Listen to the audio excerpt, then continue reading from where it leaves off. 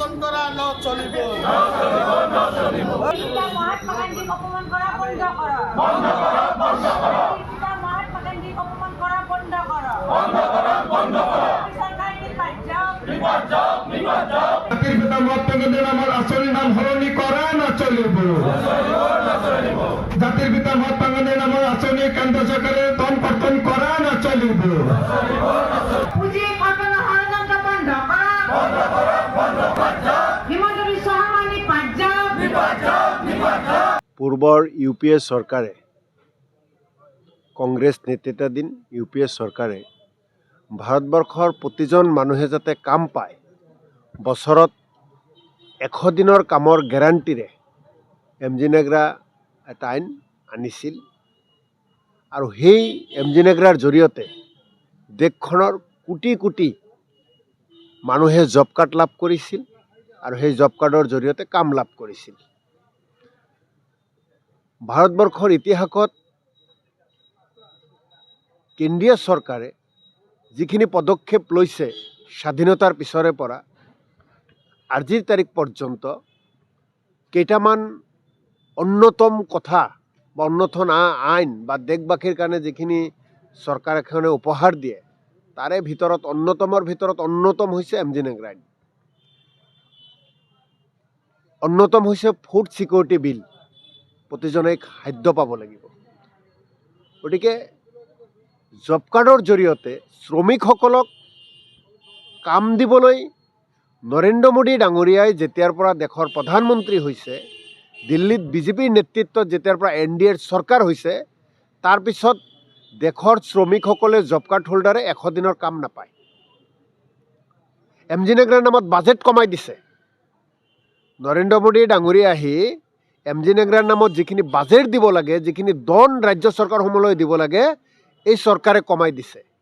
অৰ্থাৎ গাঁৱৰ মানুহে যাতে কাম পায়, 100 দিনৰ কাম যাতে গেৰাণ্টি পায়, সেইখিনি কৰিবলৈ অপৰাগ নৰেন্দ্ৰ মোদী ডাঙৰীয়া।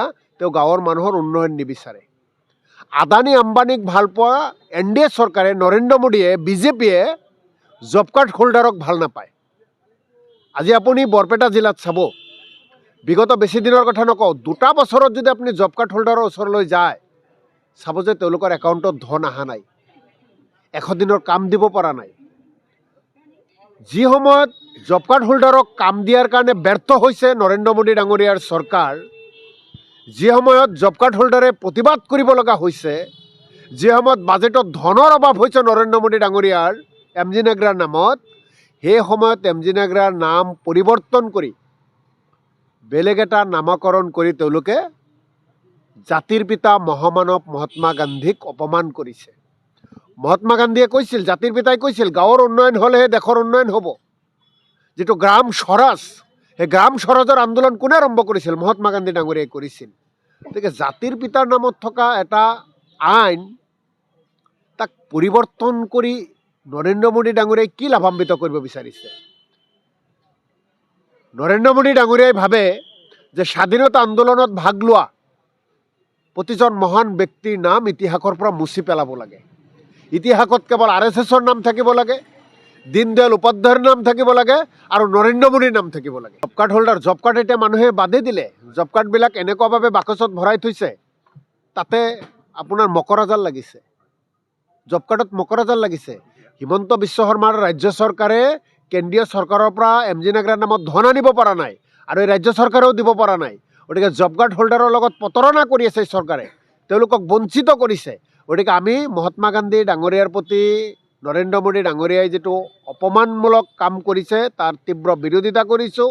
আৰু যেতিয়ালৈকে এমজিনেগ্ৰা এই আইনখন বাহাল নাৰাখে, যি আইন পৰিৱৰ্তন কৰিছে তেওঁলোকৰ সংখ্যা বেছি, তেওঁলোকে সংসদত সেইখিনি কৰিব পাৰে, কিন্তু আজি ৰাইজে, ভাৰতবৰ্ষৰ ৰাইজে, অসমৰ ৰাইজে বেয়া পাইছে।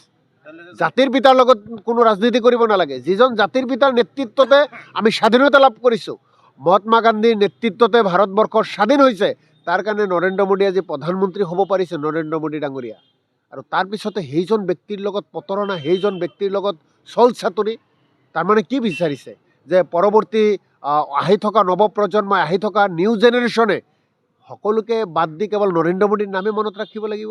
হয় নৰেন্দ্ৰ মোদীৰ নাম মনত ৰাখিব এজন ব্যৰ্থ প্ৰধানমন্ত্ৰী হিচাপে ভাৰতৰ ইতিহাসত জিলিকি থাকিব নৰেন্দ্ৰ মোদীৰ নাম কলা চিহাৰীৰে লিখা থাকিব নৰেন্দ্ৰ মোদীৰ নাম যিমান কাম কৰিছে কোনো কামেই ভাৰতক উন্নয়ন দিব পৰা নাই ভাৰতবাসী শান্তি পোৱা নাই ভাৰতবাসীয়ে কাম পোৱা নাই কেৱল বেপাৰীসকলৰ লগত তেওঁৰ সম্পৰ্ক